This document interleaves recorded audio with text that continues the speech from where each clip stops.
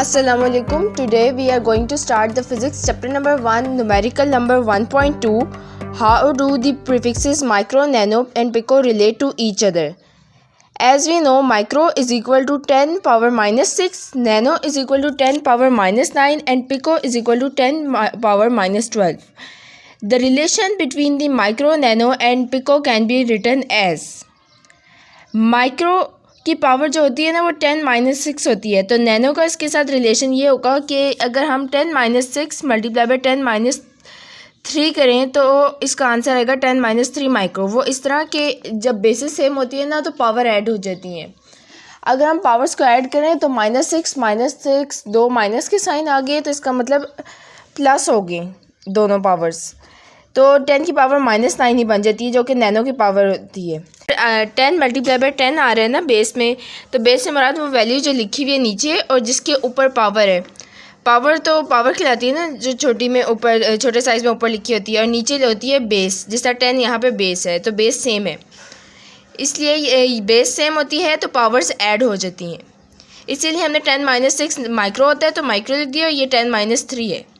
इसी तरह पिको में 10 माइनस 6 मल्टीप्लाई बाई 10 माइनस 6, अगर हम 10 माइनस 12 को खोल के लिखे तो 10 माइनस 6 माइक्रो, तो इनका रिलेशनशिप माइक्रो के साथ ये होगा कि नैनो 10 माइनस 3 माइक्रो के इक्वल होता है और पिको 10 माइनस 6 माइक्रो के इक्वल होता है। न्यूमेरिकल नंबर 1.3 है your hair grow at a rate of 1 millimetre per day, find their growth rate in nanometre per second. अब नैनोमीटर्स पर सेकंड में फाइंड करना है और हमारे पास 1 मिलीमीटर पर डे है, तो सबसे पहले हम ग्रोथ रेट स्टेटमेंट लिखेंगे जो हमारे पास क्वेश्चन में गिवन है। Growth rate of hair in nanometre per second is equal to 1 millimetre per day. आपने नैनोमीटर पर सेकंड में फाइंड करनी है और हमारे पास 1 मिलीमीटर पर डे हमारे पास दी हुई है grade. Growth rate of hair in 1 day, एक दिन में हमारे पास ग्रोथ रेट कितना आएगा। अब एक दिन में 24 घंटे होते हैं, एक घंटे में 60 मिनट होते हैं और 60 मिनट में 60 सेकंड होते हैं, तो हमारे पास ये एक दिन का ग्रोथ रेट आ जाएगा। यानी कि हमारे पास एक दिन में सेकंड्स होंगे 8400 सेकंड्स, क्योंकि हमें पर सेकंड में आंसर चाहिए। अब since 1 millimetre is equal to 10 minus 3 metre, prefixes में 10 माइनस 3 जो होता है वो मिली की वैल्यू होती है, इस वजह से हमने 1 मिलीमीटर को 10 माइनस 3 मीटर लिख दिया और 1 डे हमारे पास 8400 सेकंड्स के बराबर है, तो हम लिख देंगे 1 millimetre per day is equal to 1 multiply by 10 minus 3 multiply by 1 by 8400 seconds, क्योंकि पर सेकंड था ना हमारे पास पहले तो एस की पावर -1 थी, तो अगर किसी चीज़ की मल्टीप्लाई एक तरह से हो रहा है नैनोमीटर के साथ तो मल्टीप्लाई हो रहा है तो हम उसको सेकंड को 1 बाई एस की फॉर्म में ले आएंगे, यानी कि अगर पावर माइनस है तो हम डिवाइड की फॉर्म में ले आएंगे, अगर डिवाइड हो रहा था और माइनस पावर हो तो हम ऊपर ले जाते हैं लाइन के ऊपर के या मल्टीप्लाई करवा देते हैं ताकि उसकी पावर पॉजिटिव हो जाए, तो पावर ना ऑपोजिट हो जाती है। जिस तरह अब हम लिखेंगे अब इसकी पावर को पॉजिटिव करने के लिए 1 multiply by 10 minus 3 metre multiply by 1 by 8400, फिर आगे सेकंड्स लिखेंगे, s माइनस 1 नहीं लिखेंगे, सेकंड्स लिखेंगे। अब 1 बाई 8400 हमारे पास होता है 1 multiply by 10 minus 3 metre multiply by 0.00001157 seconds.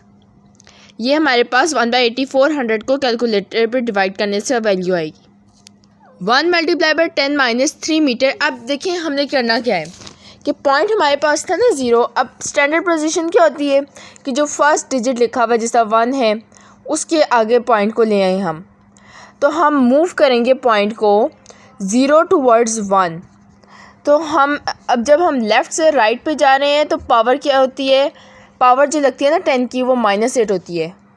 10 की पावर -8 नहीं -5 लिखेंगे हम।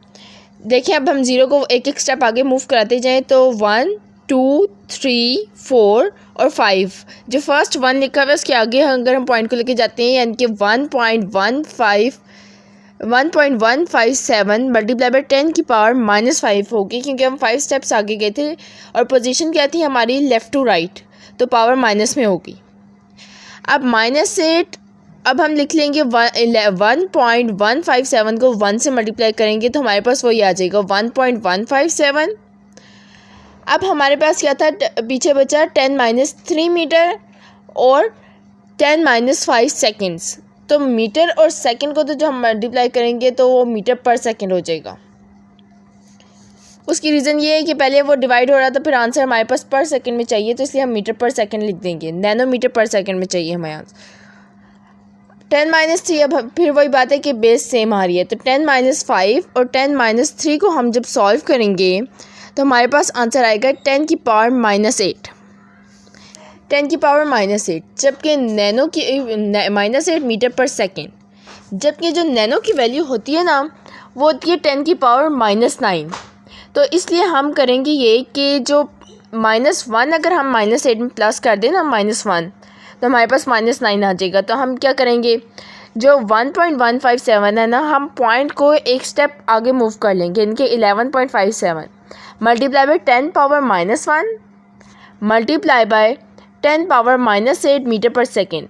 बेस सेम है तो पावर्स ऐड होंगी, तो हमारे पास आंसर आ जाएगा 11.57 multiply by 10-9 metre per second, और 1 millimetre per day is equal to 11.57 nanometre per second.